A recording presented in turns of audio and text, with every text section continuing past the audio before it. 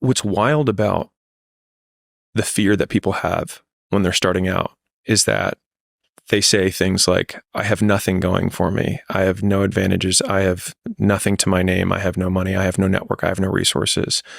But using Rory Sutherland's reframing, it also means that you have nothing to lose, which makes you incredibly dangerous. And I think people wildly underestimate how many shots on goal you can take when you have nothing to lose. Whereas when someone has something to lose, they have to be more and more selective about the shots they take.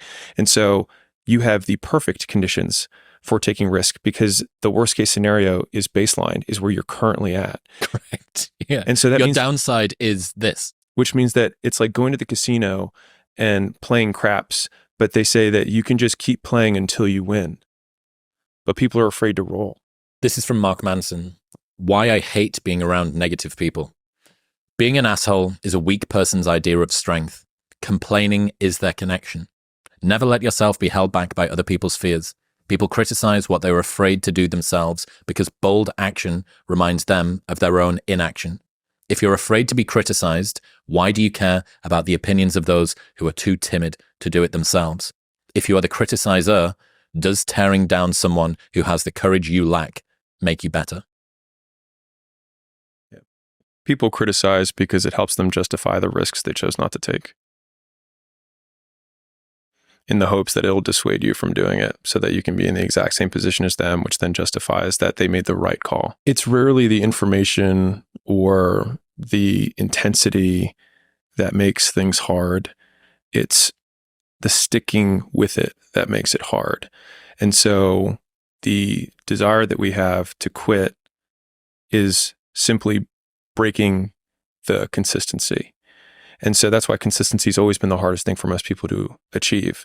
But the intensity of what you have to do to be successful is much lower than most people expect. Mm-hmm. And so oftentimes they suffer significantly more in a short period of time than is required to be successful over a much longer period of time with a much lower intensity. And so it's just like if you walk for 5 minutes a day, you're going to get, 50% of the health benefits, probably more than that, I'm sure, of just even exercising. You add 10 years to your life if you walked 5 or 10 minutes a day. And that was normal. You know what else is normal? $1,360 per month. That's what the average paid community-owned school makes. But you know what's even crazier? 1 out of 2 paid community owners make their first dollar online. Not you, you. And they get that because they have the tools, the training, and the community to get started. And the best part is, it's absolutely free. Click the link, and I'll see you on the other side.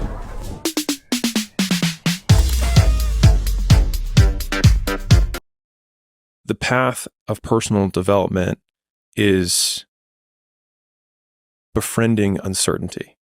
And so I obviously sit from the entrepreneurial perspective, but almost all decisions that you make in the beginning, you have incomplete data and you have to make decisions anyways. And so it's growing comfortable with taking your best bad guess and being directionally correct rather than searching for a perfect answer, because a perfect answer assumes perfect information, which you can only have after you begin.